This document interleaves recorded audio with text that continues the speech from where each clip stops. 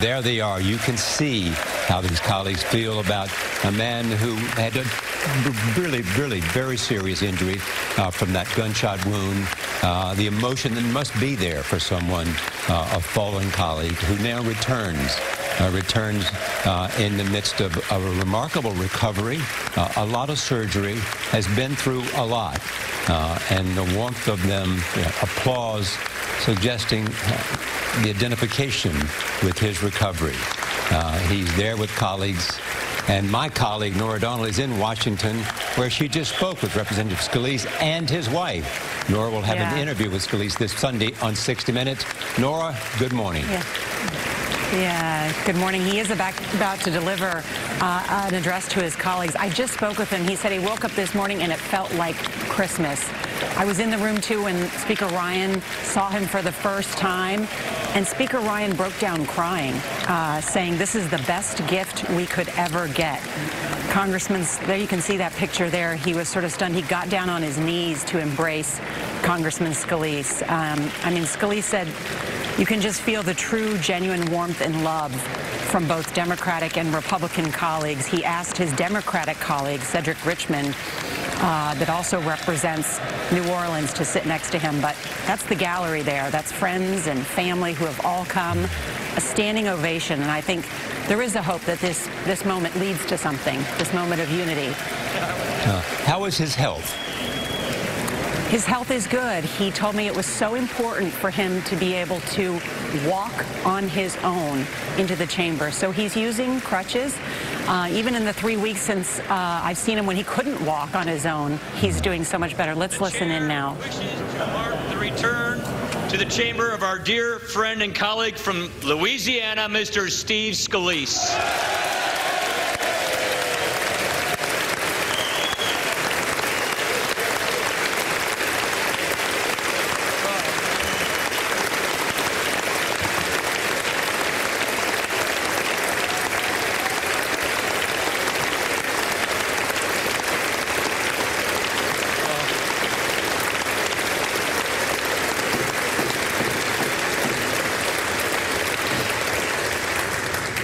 Our prayers have been answered. His bravery and his family's strength have been such an inspiration to this House and to the people it serves. America is grateful for this moment. The chair now proudly asks, for what purpose does the gentleman from Louisiana seek recognition? To speak out of order, Mr. Speaker.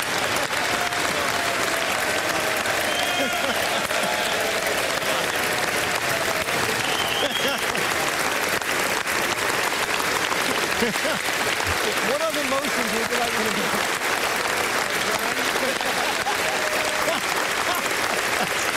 Not the one I'm The gentleman is recognized for as much time as he may consume. Wow, thank you, Mr. Speaker. You have no idea how great this feels to be back here at work in the People's House.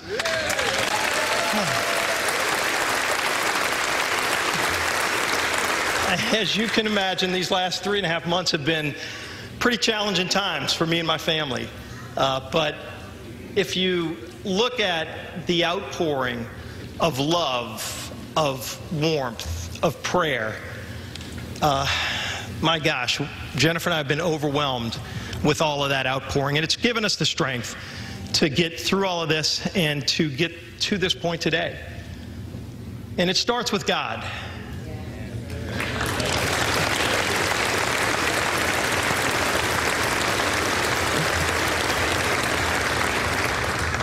When I was laying out on that ball field, the first thing I did once I was down and I couldn't move anymore is I just started to pray. And I will tell you, it gave me an unbelievable sense of calm, knowing that at that point it was in God's hands. But I prayed for very specific things. And I will tell you, pretty much every one of those prayers was answered.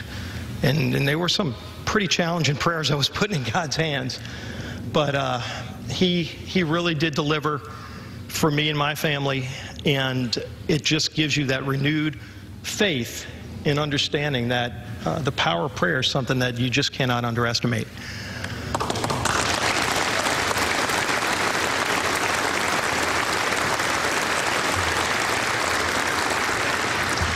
So I'm definitely a living example that miracles really do happen. The first place I want to go to thank true angels along the way starts with the United States Capitol Police.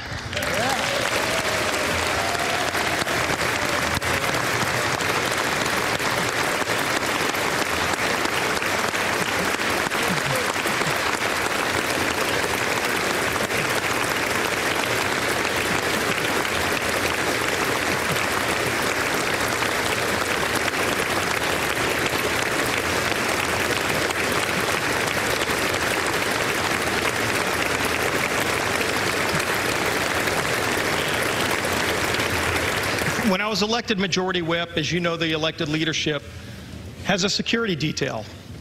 And if anybody ever wondered why we're assigned security detail, I surely found out that day. And let me tell you, I want to specifically mention Crystal Griner and David Bailey.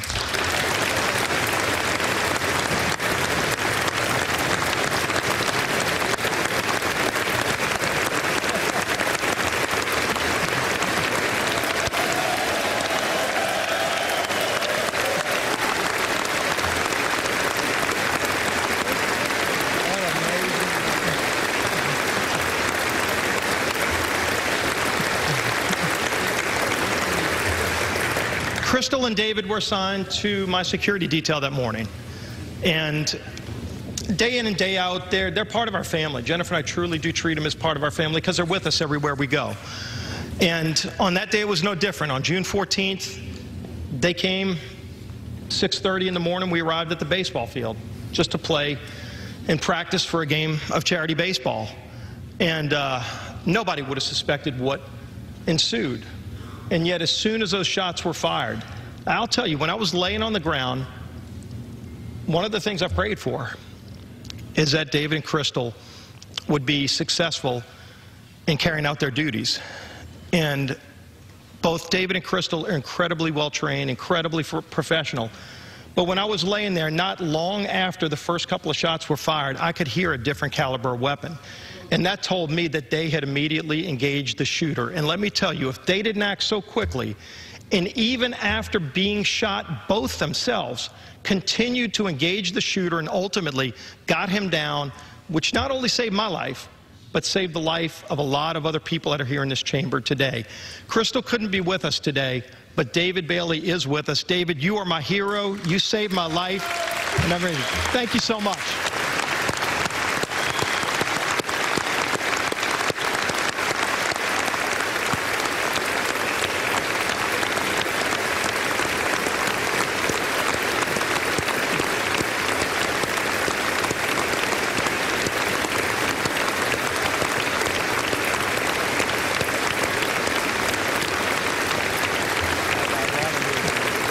Thanks. Tiger blood. I also owes thanks to a lot of the people that were on the field with me. Right after the shooter was down, a lot of my colleagues came and ran to come check on me. And one I want to mention in particular is one of those things that Jennifer and I call the little miracles that happened that day and throughout the next few months of our recovery. Happened to have Brad Wenstrup on the field that day, and he was one of the first to come to my side. And as you know, Brad's not only a doctor, but he's a decorated Army Ranger who served in combat. And one of his roles and missions was to take care of people that were wounded before they went off on the helicopter to go get prepared.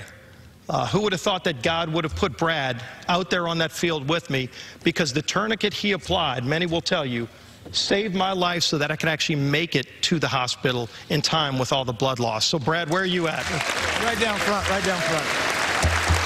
You run it. Love you, Brad.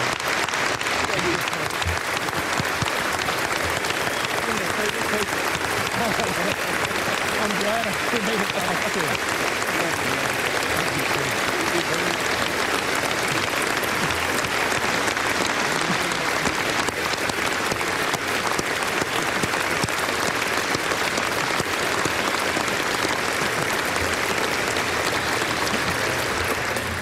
Once I arrived at MedStar Hospital, I was a little bit out of it at that point.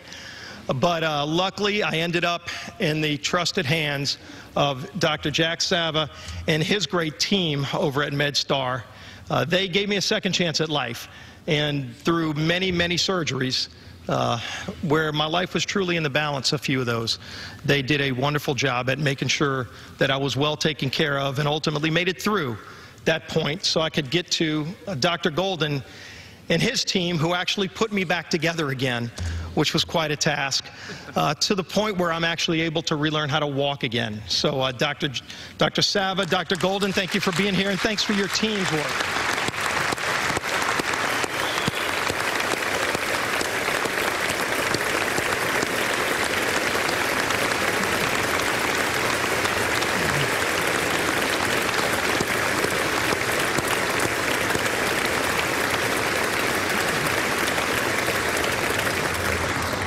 Above all else, I want to thank my lovely wife, Jennifer.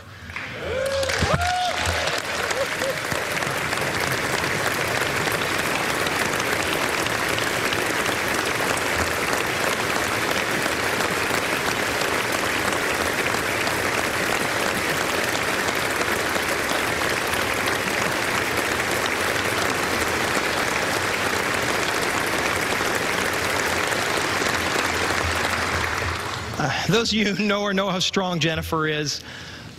She's an incredibly warm and loving wife, and she's an incredible mother to our children. And somehow, through the late nights and the surgeries and all the other things, she managed to hold our family together, to make sure that Harrison and Madison were cared for as well. And still to this day, she's not only by my side, but she's also serving as a great mother. I am lucky to have you. Thanks for being here. Love you, sweetheart.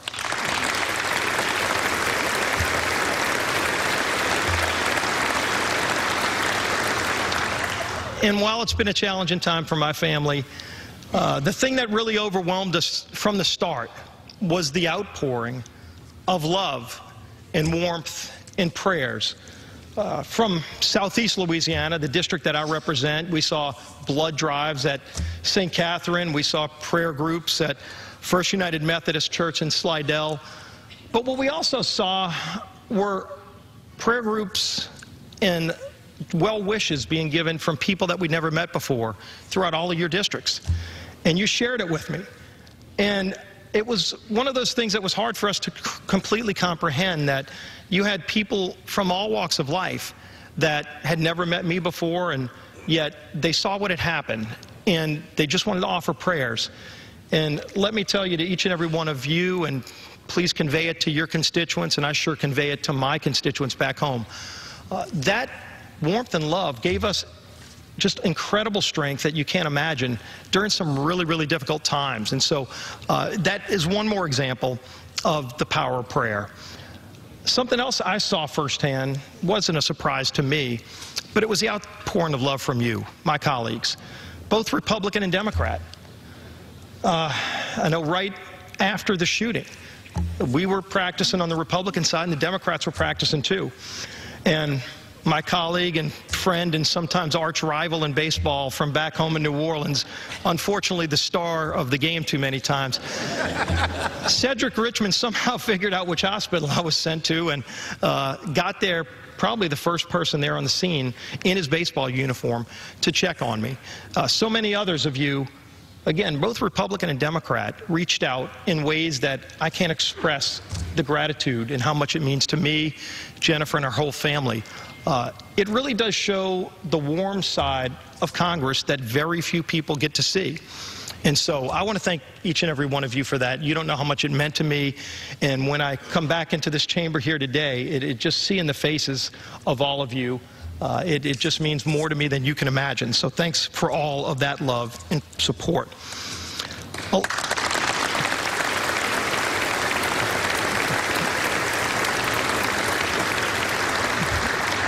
A lot of people ask, did this event change you?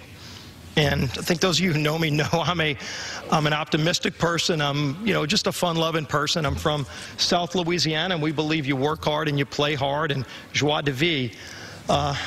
Is an event like this going to really change that? And the first thing I can tell you is, yes, it changed me, but not in the ways you might think.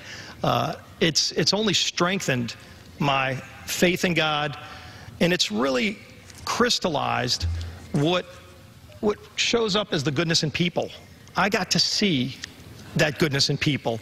And so while some people might focus on a tragic event and an evil act, to me, all I remember are the thousands of acts of kindness and love and warmth that came out of this and kept me going through all of it.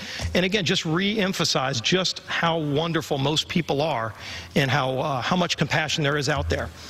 And finally, I want to talk about something that I guess hit me and probably struck me more than anything that I was not expecting, and that was the outpouring of love and support from world leaders. People I've met and have known, Benjamin Netanyahu and I have had some incredible conversations from the hospital. Theresa May reached out. King Abdullah of Jordan, who so many of us have met, reached out. But other world leaders also reached out, people I had never met before. And that touched me in a different way, because each and every one of us, we come here and we fight for the things that we believe in. I have passionate beliefs. For some reason, some of you don't agree with all of those.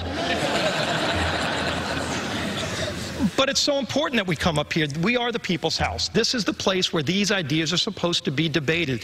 And we fight through those issues, but ultimately we come together on whatever the board shows is 218. If you can put the majority together, that's what rules the day. It's so important that as we're having those political battles, we don't make them personal. Because one of the things I saw, and I guess this is the thing that really kept coming back to me as I tried to make sense of all this and comprehend the outpouring of love that I saw, it kept coming back to those world leaders. You know, why would leaders from around the world that I'd never met before reach out and say, Steve, we hope you can get back to work. We hope you can come through this. And what it says is, sure, they cared about my well-being. But more than that, they saw this as an attack on all of us. They saw this as an attack on the institution of the United States Congress and our government. And they really count on us to be successful. Look, we all know the United States is the leader of the free world. It's something that we've frankly had the honor as a country to hold as a distinction for generations. And yet, when you look at that title, what it really means is that there are people all around the world that want freedom, maybe that have freedom, but they know the United States being strong is critical to the rest of the world having the opportunity for freedom. And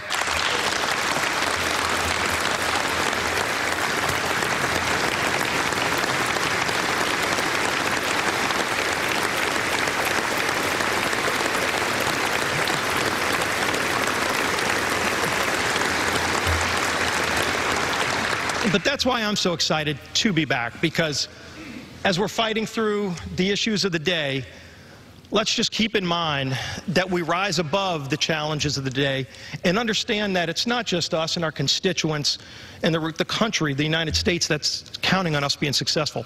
People all around the world that believe in freedom are counting on us as well, and we will deliver for them. That's why I am so honored to be back here in the House serving with you.